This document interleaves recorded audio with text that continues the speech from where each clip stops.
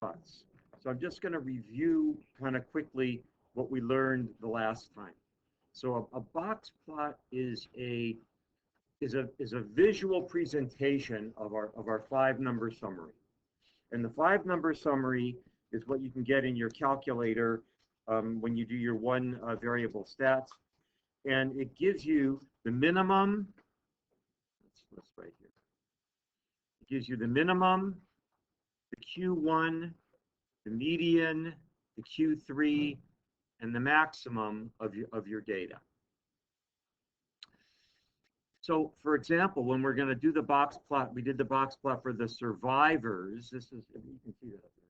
Hello, welcome. It's okay. That's fine. Okay, that's cool. You're here after all, so that's good. All right.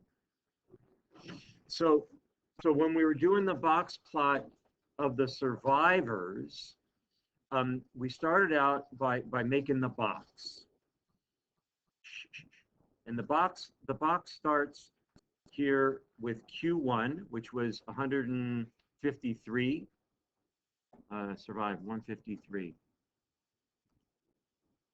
Oh, I have wrong. No, it's 158. I'm sorry. I can hardly read it myself. So I have my Q1 right here at 158, and I drew a line. And I have my Q3 at 160, so I drew a line. And because I had those 2 lines, I made a box. And the box represents the middle 50% of the data. So when we're looking at variability, especially for something that is skewed, rather than allow the outliers or the skew to overly influence our variability, we just look at the variability of the middle 50%. Make sense? Okay. So we have our box, and then I like to put in the median, which is 159. So this is telling me where the median is, and I can see it's pretty close to the middle there on that one. And then I mark my minimum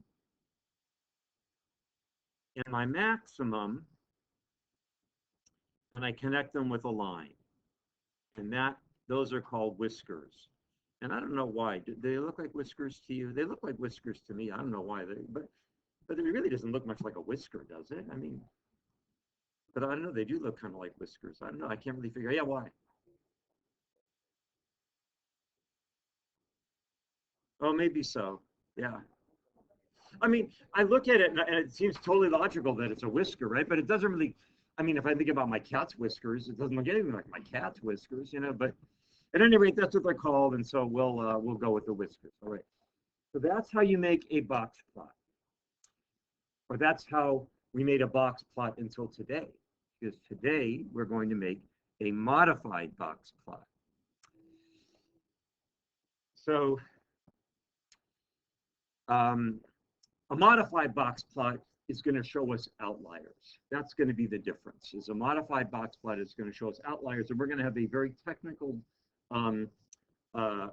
calculation for outliers. So what we're going to do is we're going to, let's see, how can we do this here?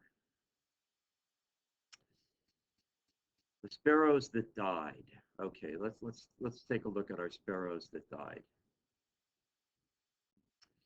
The sparrows that died are the ones right here in blue. You know what? Why don't we just kind of remake this box plot? And no, let's not do it. Let's use this one that's here. Right. The sparrows that died. Can you see it? Okay, it's kind of tiny, but okay. So I had my Q1 was at 161, and my Q3 was at 163.5. Yes, please. One more time. Median. Yeah, MED for median. Yeah, good. Okay. So, all right. You know what? I am going to start it all over again. I think it'll be easier. So let's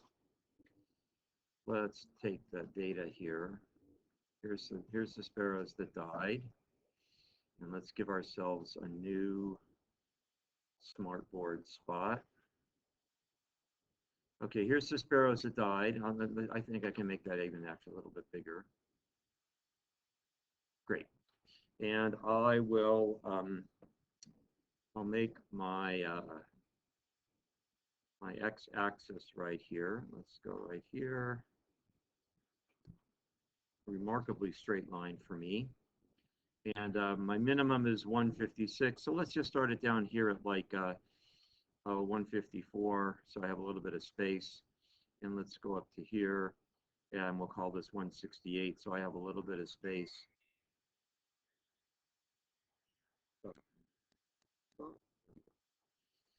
So 54, 156. It's not going to be 158, 8, 160, 162, 164, 166, and 160. Not bad.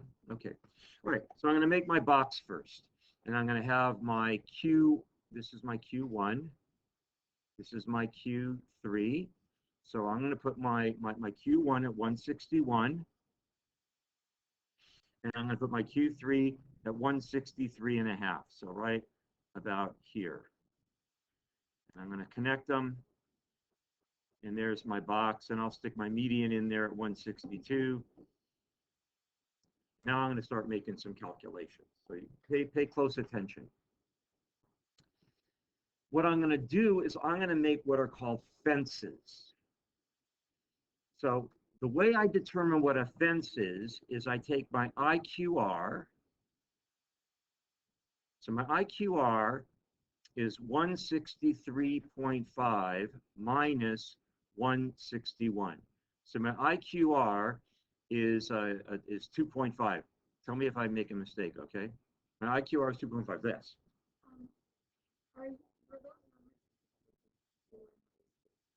Yes. Okay. Q3 minus Q1. Yes. Right. Yeah. That's your IQR. It's your interquartile range. Good.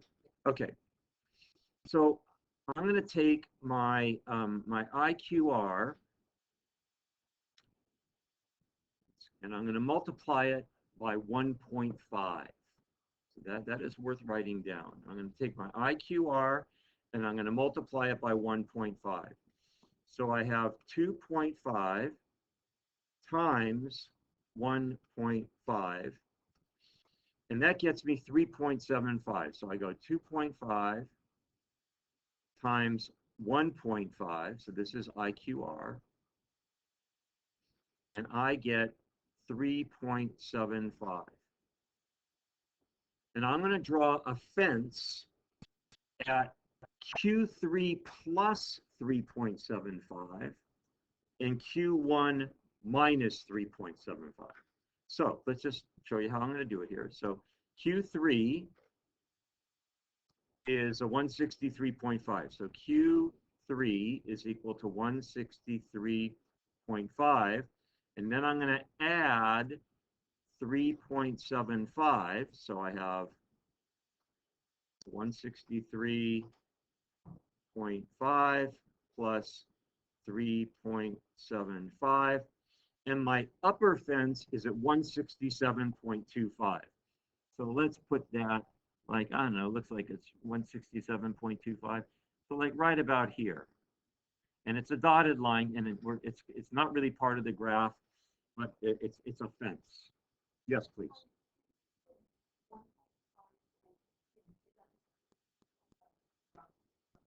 That is a number that you need to know. It will always be 1.5. And the guy who invented this, well, you're going to see in a minute, but ask me in a minute, why is it 1.5? Okay. It's suspense. I'm adding some suspense to the stats class. Right. Now I'm going to go Q1. And Q1 is, what was it, 161? Yeah, 161. 161. And I'm going to subtract 3.75.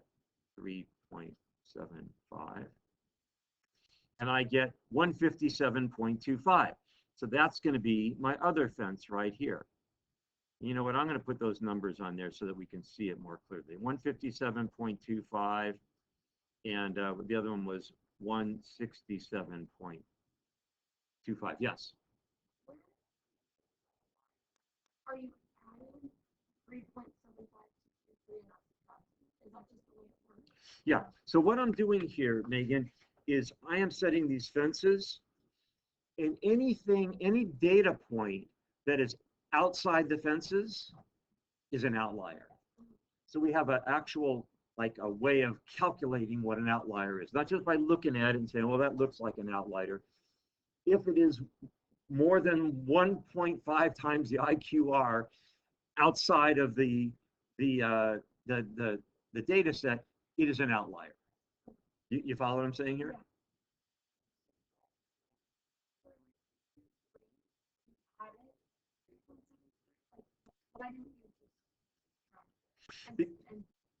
Good, because if I subtracted it, it would go. You can see the diagram here. If I subtracted it, it would probably be somewhere over here, right?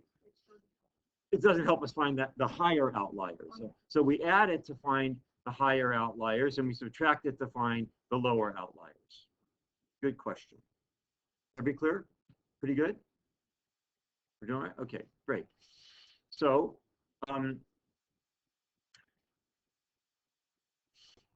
I have to now look at my data.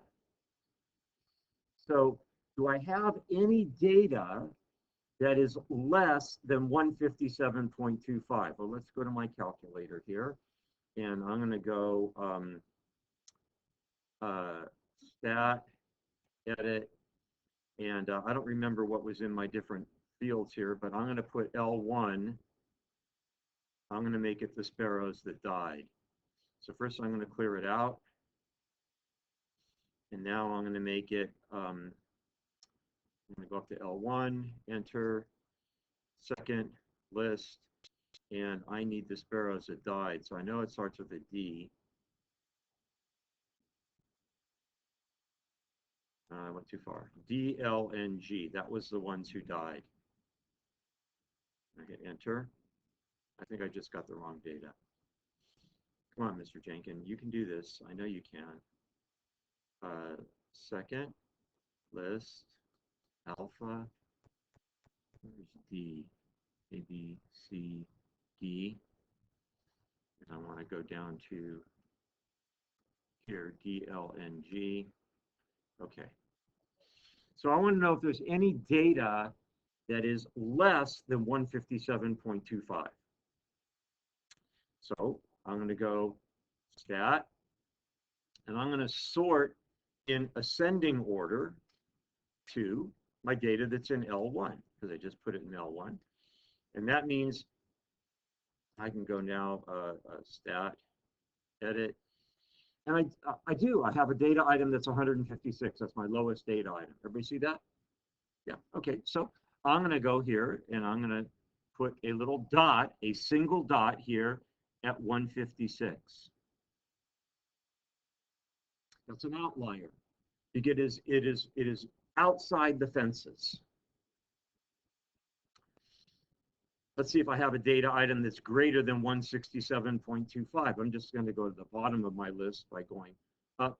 And my biggest data item is 166. So I don't have any data items that are greater than 167.25. Everybody good with that? Okay. So I have one outlier that's going on right now, and that was at 156. I'll even put the number there so that we can see it.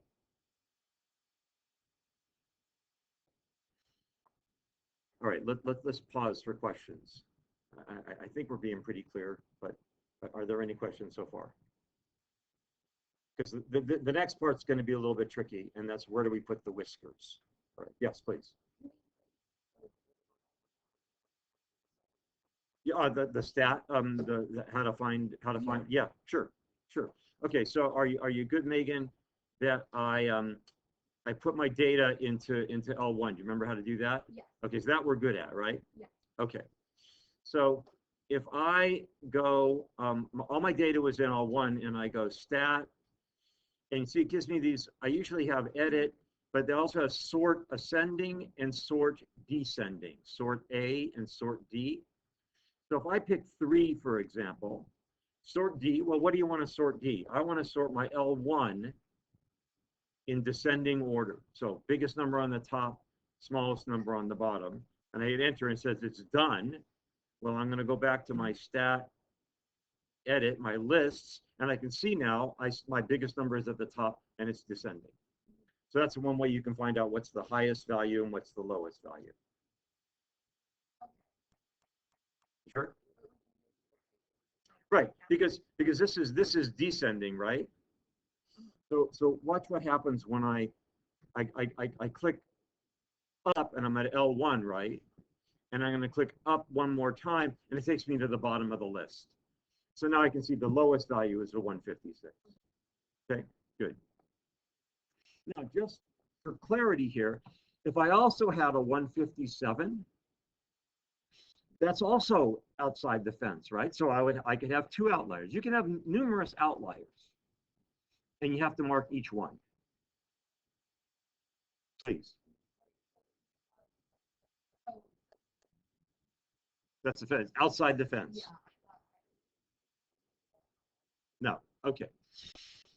So when I want to make the whiskers, I have to draw the whiskers at the data item that is closest to the fence. So on the lowest one, you can see I have this 156, and then right above 156 is 158. That is the next lowest data item. Everybody clear on what I'm saying here? That is going to be my whisker. My whisker is going to be at 158. My whisker is not at the fence.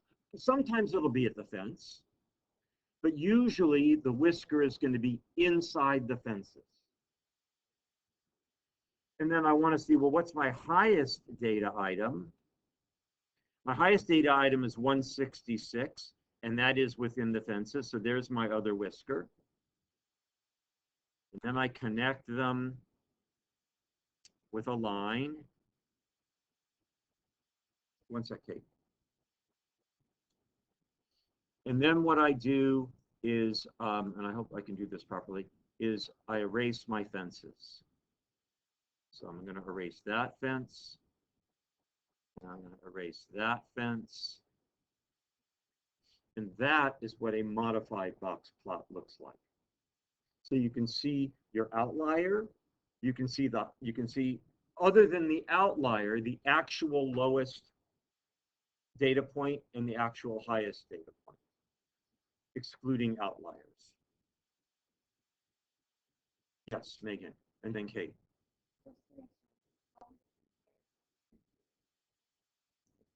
That's right, excluding the outlier. That's right, excluding the outlier. Yeah, Kate.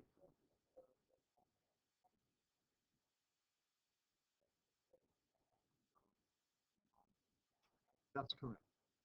It's like the lowest data item inside the fences, or the highest data item inside the fences. Yes. Yes, the process of getting the fences is very convoluted. And so the question you asked before is like, why is there 1.5?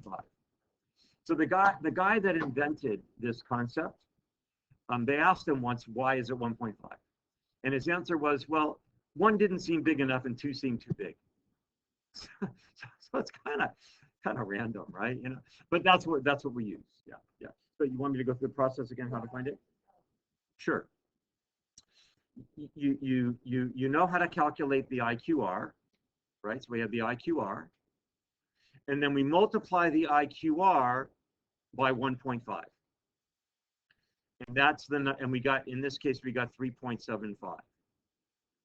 And then you add that to Q3 to get the upper fence, and you subtract it from Q1 to get the lower fence, and then you have your fences. Yeah. Pretty good. That's kind of cool. So if you looked at your calculator, I'm going to get the calculator up here. So I'm gonna graph a box plot of the deceased sparrows. So I'm gonna go second stat plot, and first I'm gonna turn them all off to make sure I don't have any conflicts. And I'll go second stat plot again, and I'm going to use plot number 1. I'm going to turn it on, and I'm going to go down here, and you'll notice I got 2 box plot icons right here. Everybody see 2 box plot icons? Yeah, the one we are going to use from now on is the modified box plot icon. We're never going to do a non-modified box plot, because why would you do that? You know, I mean, if you can get outliers and know exactly where they are, that's better.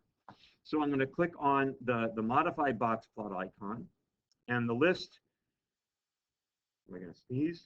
Maybe. No. The list I'm going to use is L1, so second 1, because I put my data in L1.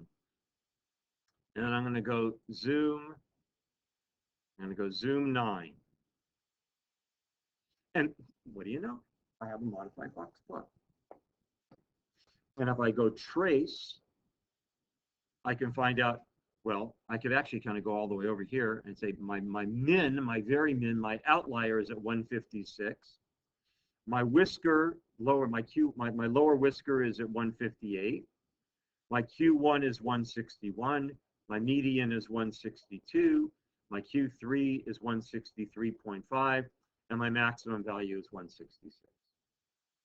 Yes, please. Do the graph again? Sure. What? Yeah. So, you know, stats graphs are second y equals or second stat plot. Right? So, I always like to start with pressing 4 to turn everything off to make sure that that I'm not going to have any conflicts, or hopefully not have any conflicts. Then I go second stat plot, and let's put it in number 2 this time, so that we kind of have to start from the beginning. Okay. So I went down to 2, and I click enter, and I turn it on. And then I go down here to the type of graph that I want. And I want this one down here. It's on the second row. Now, you know, you think that you could just kind of click the down button and it would go there, but it doesn't. If you click the down button, it's going to go to the X list, right? You kind of have to scroll across until it gets you there. Now I'm on the modified box plot icon. I press enter. And then I go down here to what is my data? My data is in list 1, so I'm going to go second 1, and I hit enter. And then I go zoom, and this funny thing pops up, which I can never understand why. So I clear it, and I go zoom 9, which makes me a stat plot, and there I have it. Pretty good? Yeah. And I'll show you something else that's kind of cool here.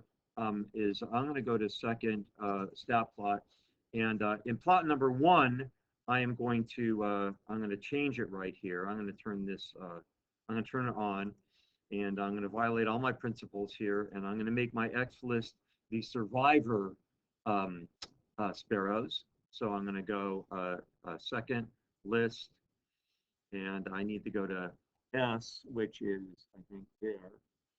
So that's SLNG, and I hit enter. And I hit enter again. And if I go zoom 9,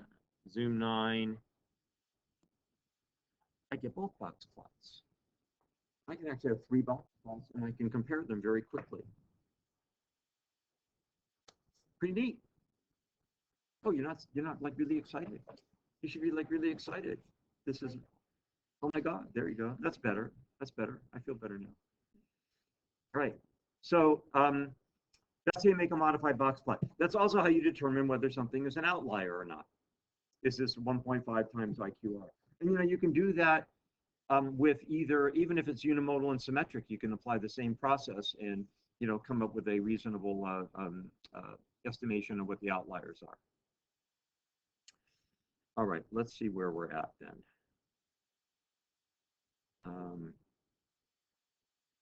We did that. All right. So what I'm going to do is I'm going to